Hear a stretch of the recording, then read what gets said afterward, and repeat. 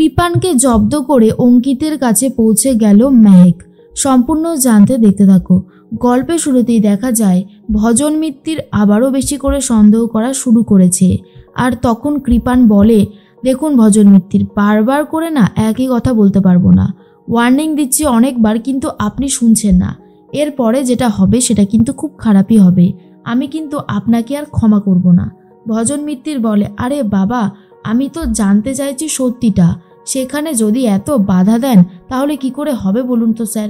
কিরণকান্তি বলে, কোনো বাধা দিতে হবে না তোমাকে, আমি তো বলছি সব ঠিক আছে।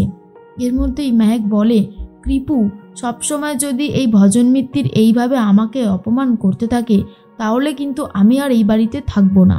আর যে এই কথাটা বলে দেয়, কৃপু তখন বলে, তোমার কিচ্ছু হবে না, আমি তোমাকে আর অপমানিত হতে দেব না ভজন মিত্তির, বারবার কিন্তু ওয়ার্নিং করছি। এরপরেই মেহেককে নিয়ে যায় ঘরে আর খুব সুন্দর করে সাজিয়ে দিতে থাকে গীতা।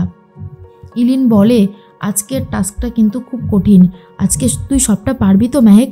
মেহেক তখন বলে, পারতে তো আমাকে হবেই, আমি কোনোভাবেই ওই কৃপানের সাথে একই ঘরে রাত কাটাবো না, সেটা আমার পক্ষে সম্ভব না।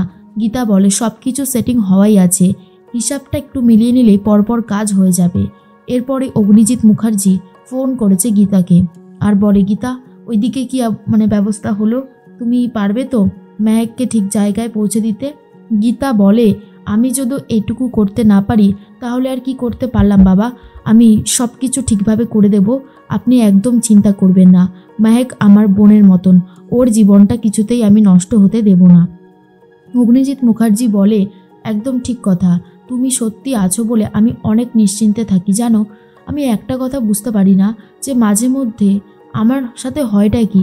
আমি তো কোনো অন্যায় করি না, কিন্তু তবুও যেন আমার জন্য আমার পরিবারের লোকেরা শাস্তি পাচ্ছে। এই যে মেহেক, ও তো আমার দোষেই শাস্তি পাচ্ছে বলো।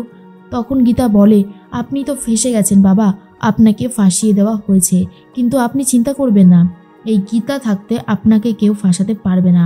মেহেকের সাথে যা যা হবার সেটাই হবে, ও কোনোভাবেই এই বাড়িতে সংসার করবে না, ও যাবে অঙ্কিতের বাড়িতে। তখনই অগ্নিজিৎ মুখার্জি বলে, এদিকে অঙ্কিতের বাবা আমাকে বারবার করে ফোন করছে যাতে মেহেককে ঠিক সময় ওই বাড়িতে পৌঁছে দেওয়া যায়। এর মধ্যেই গীতা বলে, পৌঁছে দেব, আমি আছি তো এখানে, স্কুটি নিয়ে আমি অপেক্ষা করব, যখনই মেহেক বাইরে বেরিয়ে আসবে আমি ওকে নিয়ে সোজা চলে যাব অঙ্কিতের বাড়িতে। অগ্নিজিৎ মুখার্জি বলে, যেন মেয়েটা যতদিন আমার কাছে ছিল ভরাট ভরাট থাকতো আমার এই সুন্দর বাড়িটা, কিন্তু এখন যেন মনে হয় সবাই থাকতেও বাড়িটা একদমই ফাঁকা হয়ে গেছে। আমার যে এত কষ্ট হয় তোমায় বলে বোঝাতে পারবো না। এর মধ্যেই গীতা বলে, সব ঠিক হয়ে যাবে, আমরা মেয়েরা তো এরকমই, যেখানেই যাই সেই জায়গাটাকে আনন্দে রাখি, ভরে রাখি। আচ্ছা, বলছিলাম যে এবারে আমি রাখি, ওকে তো পাঠাতে হবে। তখন অগ্নিজিৎ মুখার্জি বলে, আরে দাঁড়াও দাঁড়াও, যাবে তো অবশ্যই, তার আগে আমি তোমাকে একটা সিক্রেট বলি। জানো, আমি তোমার শাশুড়ি মাকে ফুলশয্যায় একটা আংটি দিয়েছিলাম। এরপর গীতা বলে, ও সব পুরনো হয়ে গেছে, মান্ধাতার আমলে ওসব হতো, এখন আপনার মেয়ে আপনার জামাইকে কি দেবেন জানেন? সেটা হচ্ছে ঘুমের ওষুধ। ওই 1 গ্লাস দুধের মধ্যে ঘুমের ওষুধ মিশিয়ে দেবে আর তারপরেই কৃপান ওটা খেয়ে ঘুমোবে, ব্যাস কাজ হয়ে যাবে। তখন অগ্নিজিৎ মুখার্জি বলে, বাহ বাহ, তুমি তো দারুণ প্ল্যান করেছো, এতেই কাজ হয়ে যাবে, কি বলো? গীতা বলে, হতেই হবে, কাজ না হলে কি করে হবে, কাজ তো হওয়াতেই হবে যেভাবেই হোক না কেন। এর মধ্যেই মেহেক অপেক্ষা করছিল বাবার সাথে কথা বলবে বলে। অগ্নিজিৎ মুখার্জি মেহেককে বলে, মেহেক তুই ঠিক আছিস তো? মেহেক তখন বলে, হ্যাঁ বাবা, আমি একদম ঠিক আছি। গীতা বৌদি যেখানে থাকবে সেখানে খারাপ কিছু হতেই পারে না, যা হবে সব কিছুই ভালো হবে, এটুকু জেনে রেখো। অগ্নিজিৎ মুখার্জি বলে, গীতা আছে বলেই তো আমি অনেকটা নিশ্চিন্ত হতে পারি, গীতা না থাকলে সেটা হয়তো কোনোভাবেই সম্ভব হতো না। এর মধ্যেই অগ্নিজিৎ মুখার্জি বলে, শোন না, তুই তাহলে ঠিক টাইমে পৌঁছে যাস অঙ্কিতের বাড়িতে। এরপর ফোনটা কেটে দেয় মেহেক। তার মধ্যে অঙ্কিতের বাবা ফোন করেছে অগ্নিজিৎ মুখার্জিকে আর বলছে আমার বউ কোথায়? তখনই অগ্নিজিৎ মুখার্জি বলে, কি অদ্ভুত, আপনার বউ কোথায় সেটা আমি কি করে জানবো? এরপরেই অঙ্কিতের বাবা বলে, না মানে আমার বৌমা কোথায়? অগ্নিজিৎ মুখার্জি বলে, বৌমা ঠিক সময় আপনার বাড়িতে পৌঁছে যাবে। আরে বাবা, আপনি চিন্তা করবেন না, গীতা আছে তো, ও সবটা সামলে নেবে। এদিকে ভজন মিত্তির বলে, বাহ, এদিকে তো দেখছি সমস্ত প্রিপারেশন রেডি হয়ে গেছে। গীতা বলে, রেডি তো হতেই হবে। আর ভজন মিত্তির, সবসময় এরকমভাবে যদি তুমি ফোড়ন কাটো তাহলে কি করে হবে বলো তো? মেহেক তখন বলে, কৃপু, এই ভজন মিত্তিরকে কিন্তু তুমি সরাও, না হলে আমি এই বাড়িতে থাকবো না। ভজন মিত্তির আর কিছু বলতে পারে না। এর মধ্যেই মেহেককে দেখে পদ্মর খুব খারাপ লাগে। পদ্ম এক গ্লাস দুধ আর কয়েকটা পান সাজিয়ে নিয়ে এসেছে আর বলে, মেহেক দিদি এটা কোথায় রাখবো? মেহেক তখন বলে, এখানেই রেখে দে পদ্ম। এরপর সবাই মিলে ঘর থেকে বেরিয়ে যাচ্ছে। কৃপু তখন বলে, তাহলে সবাই এবারে যাও, মা তুমি এখন আসো, পরে আবার তোমার সাথে দেখা হবে। এর মধ্যেই কৃপান তো দরজাটা দিয়ে দেয় আর তখনই খুব ভয় লাগতে শুরু করে পদ্মর। পদ্ম তখন বলে, উকিল দিদি কি হবে বলো তো, আমার খুব ভয় লাগছে। তখন উকিল দিদি বলে, আরে পদ্ম তুই যদি এত ভয় পাস তাহলে কি করে চলবে? তুই জানিস না তোর থেকেও অনেক বড় বিপদে রয়েছে মেহেক। ওর যদি কোনো ক্ষতি হয়ে যায় তাহলে অগ্নিজিৎ মুখার্জিকে, অঙ্কিতকে আমি কী জবাব দেব? তুই বুঝতে পারছিস না আমি কতটা ঝামেলার মধ্যে রয়েছি। যতক্ষণ না মেহেক বেরোচ্ছে ততক্ষণ কিছু হবার নয়। এরপর মেহেক কৃপানকে বলে, কৃপু আজকে তোমার কেমন লাগছে? কৃপু তখন বলে, আমার তো অনেক ভালো লাগছে, এই দেখো আমি তোমার জন্য কি এনেছি, ডায়মন্ড রিং। তখন কৃপানকে মেহেক বলে, ধুর এসব ডায়মন্ড ফাইমন্ড আমার কিচ্ছু লাগবে না, তুমি তো হলে আমার ডায়মন্ড।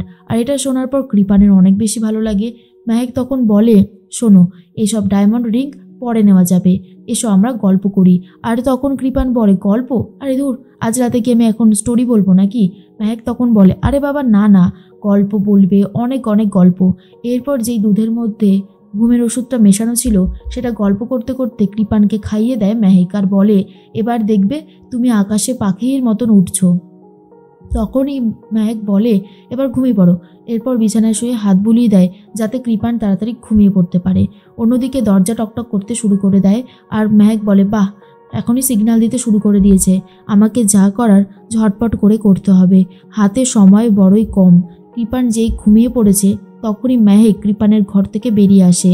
গীতা বলে, চলো মেহেক এবারে তোমাকে আমি আসল জায়গায় পৌঁছে দেব, আর লেট করাটা বোধহয় ঠিক হবে না। মেহেক তখন বলে, হ্যাঁ গীতা বৌদি চলো আমাকে বেরোতে হবে। তার মধ্যেই পদ্ম কৃপানের ঘরে চলে যায়।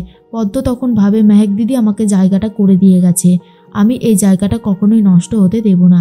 এর মধ্যে মেহেক তো চলে যাচ্ছে গীতার সাথে। অন্যদিকে অঙ্কিতের বাবা অশান্তি করতে শুরু করেছে অঙ্কিতের সাথে আর বলে, আজকে ফুলসজ্জা আর আজকে বাড়ির বউ বাড়িতে নেই, সবাই যদি জানতে পারে তাহলে বুঝতে পারছো মান সম্মানটা কোথায় যাবে। অঙ্কিত বলে, গীতা বৌদি তো বলেছে সব ব্যবস্থা করে দেবে, তাহলে এত তুমি চিন্তা করছো কেন বলো তো বাবা? অঙ্কিতের বাবা বলে, চিন্তা করব না, আমাদের বাড়ির বউ বলে কথা, একটা মান সম্মান তো রয়েছে নাকি? গীতা চলে এসেছে আর কথাটা শুনে নেয় আর বলে, আপনার পুত্রবধূ এতটা লড়াই করছে, এত কিছু করছে, তারপরেও আপনি আপনার পুত্রবধূর সম্বন্ধে সমালোচনা করছেন, ওর চরিত্রে দাগ চটানোর চেষ্টা করছেন, এটা কিন্তু ভালো হবে না। অঙ্কিতের বাবা বলে, তোমরা যেটা করছো কি মনে হয় শেষ পর্যন্ত সত্যিটা উদ্ঘাটন করতে পারবে? গীতা বলে, করব, আমি করে দেখিয়ে দেব। আমি যদি বলি এই ক্রাইমে আপনিও কোনোভাবে যুক্ত আছেন তখন কি হবে? তখনই অঙ্কিতের বাবা বলে, কি বলছোটা কি তুমি? গীতা বলে, আমি একদম ঠিকই বলেছি, আমি কোনোভাবেই অন্যায়ের সাথে আপোষ করিনি আর করবও না। যারা যারা এই অন্যায় দোষী তাদের সবাইকে আমি শাস্তি পাওয়ানোর ব্যবস্থা করব, এটা বলে দিলাম।